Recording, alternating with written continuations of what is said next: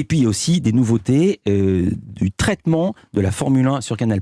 Racontez le dispositif 2022. Beaucoup de nouveautés. C'est la 10e année déjà, on a démarré en 2013 avec toute l'équipe. Alors pour cette année, de nouveaux programmes. Je pense à My Replay, Julien Febvre va emmener Pierre Gasly en caméra embarquée pour revivre l'intégralité d'un Grand Prix. C'est un programme qu'on a déjà préparé, qui va être diffusé le 12 mars là sur Canal, qui est vraiment génial, où Pierre Gasly nous donne un niveau d'immersion jamais atteint. Les essais en direct, vous l'avez évoqué tout à l'heure Philippe, les essais d'intersaison, non pas les essais du vendredi d'avant un Grand Prix, les essais préparatoires la semaine prochaine, 9 heures d'antenne sur les antennes de Canal. J'explique, les écuries font des essais pour mettre au point les nouvelles voitures. Ils tournent un petit peu comme ils veulent, avec toutes les configurations qu'ils veulent. Ça, c'était jamais filmé. Moi, je le lisais dans Auto Hebdo, et là, on va le voir. Voilà, on va toujours plus loin finalement dans l'immersion. On doit satisfaire un public hyper fan qui est avec nous depuis les débuts, et puis on doit aussi s'adresser à un public nouveau, qui a peut-être découvert la F1 plus récemment, en 2021, à l'occasion de cette fin de saison complètement folle. J'ai retrouvé un chiffre dans un papier absolument passionnant de Society sur l'arrivée de Liberty Media dans la Formule 1. Les jeunes, il y a 70 millions de personnes dans le monde qui regardent en plus la Formule 1, dont la moitié, les 2/3 de jeunes et la moitié de femmes. Donc le public est en train de changer. Absolument, et d'ailleurs on y pense et on les accueille avec beaucoup d'attention, en particulier sur les réseaux sociaux, parce qu'un Grand Prix sur Canal, il démarre bien avant, vous l'avez dit, il se prolonge aussi bien après.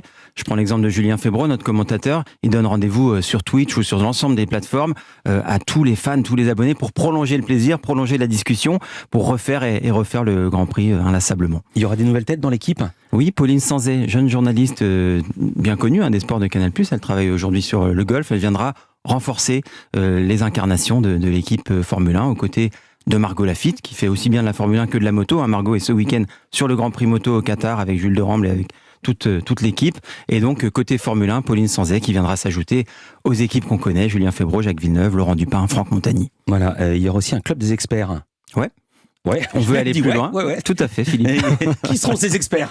En fait, on veut aller plus loin et multiplier les regards. Depuis 9 ans, on a principalement des consultants qui sont d'anciens pilotes et on a tenu à augmenter un peu les angles d'attaque. Éric Boulier, ancien patron d'écurie, patron du Grand Prix de France. Jean-Louis Moncey, qu'on ne présente plus, l'homme aux 600 Grands Prix qui abordera la F1 sous un angle historique. Une journaliste anglaise, Jenny Go. La F1 est un sport anglais, donc on avait besoin de ce regard anglais. Et puis très important, il démarre dès la semaine prochaine, Julien Simon-Chotan. C'était l'ingénieur qui murmurait à l'oreille de Kimi Raikkonen jusqu'au mois de décembre. Et il va intégrer notre équipe, il va nous apporter, je pense, de l'immersion, des infos de l'intérieur à un degré jamais atteint encore sur Canal. Je me marre parce que pour qui ne connaît pas, Kimi Raikkonen, c'est le type le plus délicieux à entendre en Grand Prix. C'est le mec, il envoie tout le monde bouler. C'est peut-être le pire job du monde d'être l'ingénieur de course de Kimi Raikkonen. On posera la question à ce garçon qui s'appelle Julien Simon-Chotan et qui sera une de nos nouveautés cette année.